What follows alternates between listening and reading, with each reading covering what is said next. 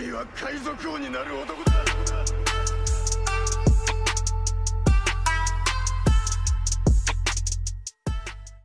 E aí galera, sejam bem-vindos ao canal Supernovas, o canal favorito do Eiichiro Oda. Meu nome é Isaac e sejam muito bem-vindos a mais um Supernovas Respondem. Dessa vez é o último Supernovas Respondem antes do novo capítulo, então isso aqui vai servir como um grande aquecimento para o que a gente vai ler no capítulo 1131. Vocês mandaram muitas teorias, muitas perguntas sobre o próprio Loki, sobre o futuro da obra e o arco de Elbaf no geral. E como sempre eu vou tentar responder aqui da melhor maneira possível. Bom, mas sem muita enrolação, bora logo para a primeira pergunta. O Wanderson Lopes disse o seguinte: olá Supernovas, vocês acham que os Cavaleiros Sagrados irão aparecer em Elbaf? E se sim, por quê? Salve aí Wanderson. E eu acredito que sim, eles vão sim aparecer devido a uma lógica que o Oda vem colocando dentro da obra e talvez muitas pessoas ainda não tenham percebido. Eu vou fazer aqui uma relação com outro anime shounen para vocês entenderem o meu raciocínio. Recentemente eu tenho assistido o Demon Slayer pela primeira vez e eu tenho notado um certo padrão. Eu tô na terceira temporada e todo arco mais ou menos sempre tem um vilão novo e um herói novo. Todo arco tem um Hashira e tem uma lua superior nova, ou mais de um. Pra claro, cada arco tem uma personalidade diferente e isso vai muito por causa dos personagens que são introduzidos em cada arco. Aqui em One Piece a gente teve os Shichibukais, que foi por um longo período de tempo os grandes vilões da obra. O último deles, digamos assim, foi o do Flamengo e depois disso o Luffy foi pra o quê? Pro Yonkou, que é um nível mais alto, e foi pra Big Mom. Depois do arco da Big Mom, nós fomos pro Yonkou Kaido, onde no mesmo arco eles foram derrotados. Seguindo essa linha, depois disso a gente foi pra Egghead, que a gente teve a apresentação de novos vilões, que são os Gorosei. Se eles são mais fracos ou são mais fortes que os Yonkous, isso não entra aqui nessa linha de raciocínio. O que interessa é que eles são novos vilões. Então, pensando nessa lógica, os Gorosei iriam se repetir aqui em Elbaf? Eles iriam continuar perseguindo o Luffy atrás do Luffy? Eu acredito que não. Agora é o momento para apresentar novos vilões. E os Cavaleiros Sagrados são perfeitos para isso. Principalmente agora que um Cavaleiro Sagrado, talvez o mais importante deles, o Garland, se tornou um Gorosei. Então os outros Cavaleiros Sagrados podem ter se tornado um grande subordinado de um Gorosei, que é o Garland, e o Garland pode dar a ordem de continuar perseguindo o Chapéu de Palha. É claro que os Cavaleiros Sagrados têm uma função muito diferente que os marinheiros, que os próprios Shichibukais e os próprios Gorosei. Mas se até os próprios Gorosei, que são muito arrogantes, nariz em pé, desceram da Terra Sagrada porque via como urgência descer, eu não duvido nada que esses cavaleiros também façam isso. E é até bom pra gente ver o nível de poder deles. E se vocês lembrarem bem, o Dragon falou o seguinte: a nossa verdadeira batalha começará quando mobilizarem os Cavaleiros Sagrados. E bom, eu acho que esse é o momento perfeito para que isso aconteça. E vocês viram que eu mencionei Demon Slayer aqui, então no próximo vídeo de perguntas se sintam livres para comentar aqui também sobre outros animes, não só One Piece, como o próprio Demon Slayer, Naruto, Dragon Ball, que agora tá lançando Dragon Ball Daima, e Hunter x Hunter também. Eu acredito que aqui do canal, eu e Léo, o anime que a gente tem em comum que gosta muito é Hunter x Hunter. Então fiquem à vontade para fazer perguntas sobre também. E o Alan falou o seguinte: salve Supernovas, como vocês acham que o Loki irá se soltar daquelas correntes? Se ele é tão forte assim, já deveria ter se soltado antes, tipo com o Haki avançado. Sobre o Haki avançado é uma coisa que a gente viu mais especificamente lá em Wano, que o vovô Ryu mostrou que sabia dessa técnica, o próprio Oden também. E em Elbaf isso parece também estar dentro da cultura deles, digamos assim, porque nós vimos o Dory Brog usando lá atrás, antes do time skip, para ajudar o Luffy e o bando à fuga da ilha de Little Garden. Então se eu fosse chutar alto aqui, eu acredito que o Loki tem sim um Haki avançado. Mas eu não acredito que dá para usar isso como justificativa, porque nós vimos recentemente que o Garp está acorrentado também. Não só ele, como outros personagens muito poderosos de One Piece já foram mostrados acorrentados e nem por isso eles fugiram. Aí muitos podem pensar, mas a corrente de Karasek então estaria anulando a fruta do Loki. Mas isso não impede do Loki ser forte naturalmente e não precisar de fruta, entendeu? Então usando isso como base, eu acredito que o Loki vai sair dali por causa do Luffy. E isso é um pouco preocupante, porque a gente sabe muito bem que o Luffy tem vários poderes. Um desses poderes é atrair pessoas, como o Mihawk falou lá em Marineford. Outro poder é a própria Akuma no Mi dele. E outro que eu considero muito forte é a intuição do Luffy, dele conseguir saber qual o caráter da pessoa, digamos assim, só no olhar, só na percepção dele.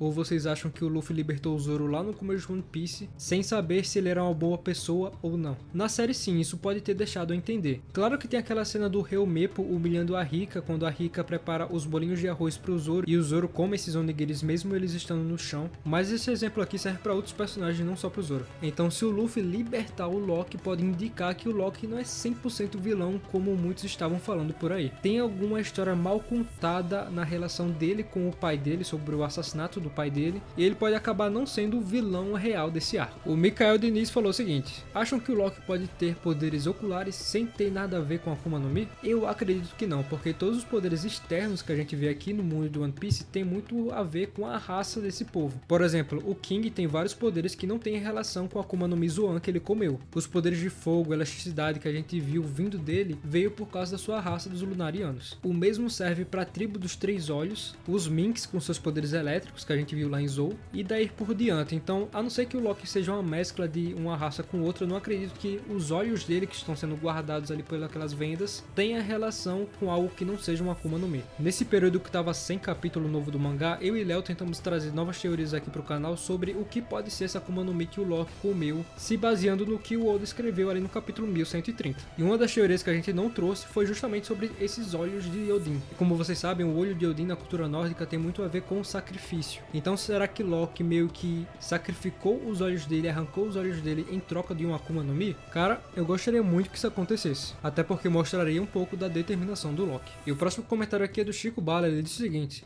salve supernovas, gostaria de ver um vídeo de vocês mostrando todo o processo para fazer um vídeo. Como a gente sabe, algumas coisas vão fazer sentido vários e vários episódios depois, como lembrar de cada detalhe. Abraço. Cara, eu não acho que seja um processo tão difícil, principalmente depois que você tá há muito tempo fazendo isso, mas eu vou aproveitar aqui essa deixa dessa pergunta para até falar um pouco da situação do canal. Eu e Léo tem outras atividades além do canal, estudo, trabalho, dentre outras coisas, o que acaba prejudicando muitas vezes esse processo de produção de vídeo. Semana passada a gente conseguiu lançar 3 vídeos em uma mesma semana, mas geralmente a gente consegue ali manter uns 2. E sobre esse processo, algumas vezes eu edito uns vídeos, Léo edita outros, eu gravo uns vídeos, Léo grava outros, e nisso a gente vai seguindo. Sobre essa parte de lembrar do conteúdo do mangá, muita coisa acaba passando e muita coisa a gente esquece, isso a gente acaba contando muitas vezes a ajuda de vocês mesmos, nos comentários, nas redes sociais comentando, porque a fandom de One Piece é muito ativa, então acaba sendo muito difícil esquecer alguma coisa, porque uma hora ou outra a gente tá comentando sobre tudo da obra, mas resumidamente é isso aí. E o William Ramos falou o seguinte: beleza supernovas, tudo bem? O arco mais esperado finalmente chegou. Os gigantes têm muita ligação com Nika. É possível termos um flashback de Nika. E aqui ele continua falando: as correntes que prendem o Loki é possível ser de Oceanite? A fruta lendária do Loki poderia ser uma Logia ou será uma Zoan mítica? Caramba, muita informação aqui. Primeiramente, sobre a fruta do Loki, eu vou aqui chutar um bolão aqui com vocês, que a fruta do Loki é a fruta do Fenrir. Fizemos já um vídeo sobre isso, eu recomendo bastante. Então no caso, é uma Zoan. Sobre as correntes, eu acredito sim que é um material diferente do que o normal, até porque para aprender um cara como esse tem que ser um material diferente. Aí no caso seria as Kaiosex. E sobre o flashback do Nick é uma coisa que eu quero falar, porque eu acredito que em Elbaf a gente vai ter o primeiro flashback desse personagem. Talvez Elbaf seja o arco em que mais mencionou o Deus do Sol desde o começo de One Piece. A primeira menção que a gente viu foi lá em Skypiea, falando sobre o Deus do Sol, o Deus da Terra e os outros deuses, que até hoje a gente não sabe muito bem quem são esses deuses, mas dá para supor que eram talvez amigos do Luffy, digamos assim, ou quem sabe até mesmo inimigos. Daí o Imu pode ser um deles. Mas a forma, a intensidade que ela é feita aqui em Elbaf é muito fora do normal. E Vegapunk já vinha alertando isso, digamos assim, porque o Vegapunk tinha esse contato com os gigantes e ele leu o livro da Biblioteca dos Gigantes. Então digamos que Vegapunk e o próprio arco de Egghead foi como se fosse um aquecimento para o próprio arco de Elbaf. Mas o mais engraçado de tudo isso é ver o Vegapunk reconhecendo o Luffy como o Deus do Sol e o povo de Elbaf não. Quando a gente chega em Elbaf, vários personagens ali se dizem Deus do Sol, o que mostra que eles não têm uma visão 100% concreta ou 100% certa do que era o Deus do Sol. Então talvez exista um certo tipo de manipulação de informação dentro desse país, o que é bizarro. Se tem tantos personagens querendo ser o Deus do Sol, se tem tantos personagens que adoram o Deus do Sol como Dory e Brog, isso significa que o Nika teve uma passagem muito forte aqui nessa ilha, e ter algum tipo de flashback, principalmente nesse momento que a gente está no reta final da história, aqui nessa ilha faz muito sentido, principalmente por causa de um motivo. Os gigantes têm uma expectativa bem maior do que um personagem comum de One Piece, um ser humano normal. Então eu não me surpreenderia em nada da gente ver um gigante muito velho, que talvez quando era criança viu o próprio Deus do Sol. Mas por algum motivo esse gigante é meio que taxado de louco por ser muito velho ou algo assim, e a galera acaba não acreditando muito nele. Não sei, algo do tipo, alguma desculpa deve ter. Então eu concordo muito com você sobre um flashback do Nika, mas eu acredito que vai ser aqui mesmo em Elbaf. E se não for um flashback, talvez mais informações. Eu compreenderia o Oda se ele quisesse guardar um flashback do Nika quando a gente fosse conhecer a história do Imu, então estaria diretamente relacionado com a história do Imu, a história do Nika. Então a gente pode ter tendo mais informações do que o normal desse personagem. Aqui em Elbaf, com as famosas silhuetas que o Oda adora usar. E a aparência realmente dele a gente só veria mais pra frente. Mas galera, com isso que eu encerro esse Supernovas Respondem, como eu falei, foi um aquecimento por o capítulo 1131. Espero muito que vocês tenham gostado e eu espero muito ter respondido da melhor maneira possível.